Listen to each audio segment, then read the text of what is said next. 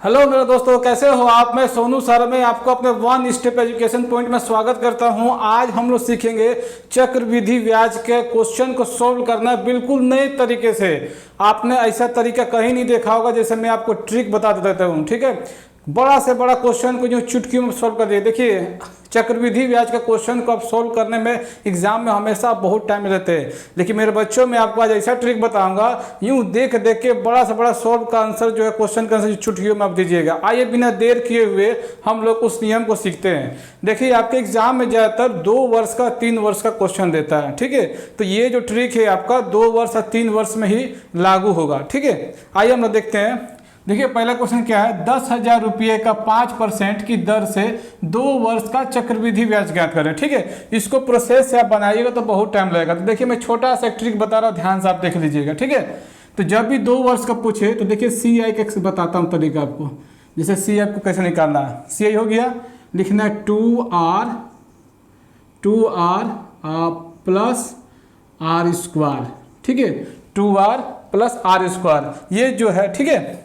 यानी कि हमको केवल R से मतलब है अभी फिलहाल। R कितना है बाबू, हमारा 5 है, ठीक है। अब R को यहाँ 2 से गुना किया तो कितना हो, 5 को 2 से गुना किया तो बाबू 10 हुआ, ठीक है। और ये दशमलव जो है हमेशा पॉइंट में आ जाएगा, ठीक है, याद रखिएगा। और R कितना है बाबू, 5 है, तो 5 का स्क्वायर कितना होता है बाबू 25। देखिए तो कितना आराम से आंसर आ गया। यहाँ पर परसेंट ले लीजिए। हमेशा ये लास्ट वाला 2 अंक में ही होगा, ठीक है। अगर कभी स्क्वायर करने पर 3 अंक पर आंसर आ जाए तो वो तीसरा अंक जो है वो इसमें आकर ज्वाइंट हो जाएगा, ठीक है। तो आइए देखिए, तो हमारा आ गया है ना। अब हमको क्या निकालना है, CI निकालना, ठीक है। ये परसेंटेज आ गया। अब अमाउंट क्या हमारा 10,000 रुपया, ठीक है। बस 10,000 रुपये लिखेंगे, ठीक है। और गुना कितना परसेंटेज आया था, इसको गुना कर दीजिए 10.25%, ठीक है। अब बाबू ये पॉइंट को हटाएंगे तो नीचे 100 आएगा, ठीक है। और ये परसेंट को हटाएंगे तो नीचे 100 आएगा।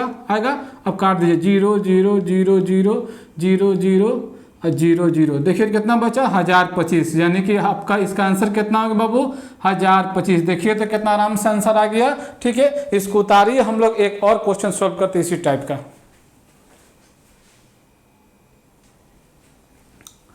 अब हम लोग आगे देखते हैं, जब ऐसा क्वेश्चन है तो कैसे सॉल्व करेंगे। देखिए क्या क्वेश्चन है कि 5,000 रुपये का 10% वार्षिक दर से 2 वर्ष का चक्रवृद्धि ब्याज ज्ञात करें। तो मैंने बाबू क्या नियम बताया था, अब कुछ नहीं करना, CI लेना है, ले लिए। फॉर्मूला क्या था, 2R प्लस R स्क्वायर, ठीक है। यहाँ पर R कितना बाबू 10 है, 10 को 2 से गुना करके कितना होगा बाबू 20 हो जाएगा। अब प्लस यहाँ 10 का स्क्वायर कितना हो जाएगा बाबू 100 हो जाएगा। मैंने क्या बोला था, हमेशा यहाँ 2 ही डिजिट रहेगा और तीसरा डिजिट यहाँ का जुट जाएगा। तो बाबू यहाँ पर तीसरा डिजिट में क्या 1 है, यानी 1 जो है वो 20 में आकर जुट जाएगा। यानी कितना हो जाएगा बाबू 21। और यहाँ पॉइंट ले लेंगे 0.00%, ठीक है। अब आपको पता है कि पॉइंट के बाद 0 आ गया तो उसका वैल्यू नहीं होता है, ठीक है। तो देखिए अमाउंट कितना हमारा, अमाउंट हमारा है 5,000, लिख लिए। और इससे उसको गुना कर दीजिए 21, ठीक है। अब परसेंट को हटाए तो कितना नीचे 100 आएगा, है ना बाबू। अरे बाबू, इस परसेंट को हटाएंगे नीचे 100 आएगा। फिर ये 2 0 2 0 काट दीजिए, यानी कितना हो गया 5 10 और 0, यानी 1050 आपका आंसर हो गया। देखिए तो कितना आराम से आंसर आ गया, ठीक है। इसको उतारिए। अब हम लोग 3 वर्षों वाला क्वेश्चन को सॉल्व करेंगे। अब आगे हम लोग सीखते हैं, जब Q यानी 3 वर्ष का दिया रहेगा तो उसको हम यूँ चुटकियों में कैसे सॉल्व करेंगे। एकदम बिल्कुल नहीं डरना है, सेम प्रोसेस है, सेम नियम है, बस थोड़े से का अंतर है। तो बाबू वहाँ 2 वर्ष था इसलिए यहाँ पर 2 दिए थे, यहाँ 3 वर्ष इसलिए यहाँ पर 3 दिए हुए, ठीक है। तो क्या फॉर्मूला है, CI बराबर 3R प्लस 3R का स्क्वायर डॉट R3, ठीक है।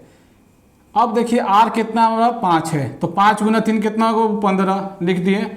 अब इन दोनों में क्या करना है, हमेशा लास्ट से शुरू करना है, ठीक है। किससे शुरू है, लास्ट वाले से। यानी कि 5, यहाँ पे लास्ट में क्या R³ है, तो R कितना है 5, तो 5 का क्यूब कितना होता है बाबू 125। कितना होता है बाबू 125, मैंने बताया था ना। आपको 125 का 25 रखना, क्योंकि हमेशा 2 ही अंक में लिखना आपको। तो 25 लिख दिए और कैरी हाथ में 1 रखे, ठीक है। अब यहाँ पे R का मान 5 है, तो 5 रखे, तो 5 का स्क्वायर कितना होता है बाबू 25 होता है। अब 25 को 3 से गुना करके कितना बाबू 75 हुआ। 25 को जैसे 5 रखे तो 5 का स्क्वायर 25, अब 25 गुना 3 कितना होता 75। और हाथ में कैरी था हमारा 1 कैरी था ना, तो 75 में 1 जोड़ कितना वो 76। बस इन दोनों को इस तरह से हटा कर लिख देना है, ठीक है। अब मैंने क्या बताया था, ये प्लस को हटा के हमेशा दशमलव कर देना है, ठीक है। ये आपका देखिए कितना आराम से आंसर आ गया। हमेशा याद रखिएगा जब भी 3 अंक में आ जाए, हो सके कभी उसको स्क्वायर करने पर, गुना करने पर 3 अंक में आ जाए तो इसका तीसरा अंक जो क्या होगा इसमें ज्वाइंट हो जाएगा, जुड़ जाएगा। ठीक है, मैंने करा दिया है। ठीक है, अब उसके बाद देखिए हमारा अमाउंट कितना है 10,000, तब 10,000 को यहाँ लिख लीजिए। ठीक है, उसके बाद कितना परसेंटेज है 15.7625। ठीक है, अब पॉइंट कटाए तो 1 कितना अंक है 4 अंक है तो 4 जीरो। ठीक है, और गुना, अब परसेंटेज को हटाए तो नीचे आएगा 100, लिख दीजिए, लिख दिए।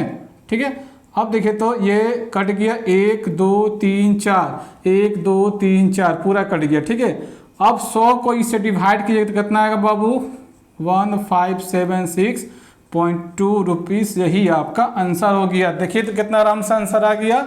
ठीक है, अगर ये वीडियो अच्छे लगे तो प्लीज़ इसे लाइक कीजिए, सब्सक्राइब कीजिए, शेयर कीजिए, बिल्कुल देर मत कीजिए। आज मैंने आपको चक्रवृद्धि यानी कंपाउंड इंटरेस्ट का पार्ट 1 सिखाया हूँ, जल्द ही मैं इसका पार्ट 2 सिखाऊंगा जिसमें बहुत सारे इंपॉर्टेंट क्वेश्चन होंगे, बहुत सारे हार्ड क्वेश्चन होंगे जो आपके एग्जाम में बार बार गिरते हैं, जिसको आप देख के छोड़ देते हो। ठीक है, एकदम बिल्कुल मेरे 1 स्टेप एजुकेशन पॉइंट से आप जुड़े रहिए, ज़्यादा से ज़्यादा इसको शेयर कीजिए, लाइक कीजिए। मैं बहुत जल्द आपको इसका पार्ट 2 दूंगा जिसमें आपको बहुत इंपॉर्टेंट क्वेश्चन मिलेगा। थैंक यू मेरे दोस्तों, हैव अ नाइस डे।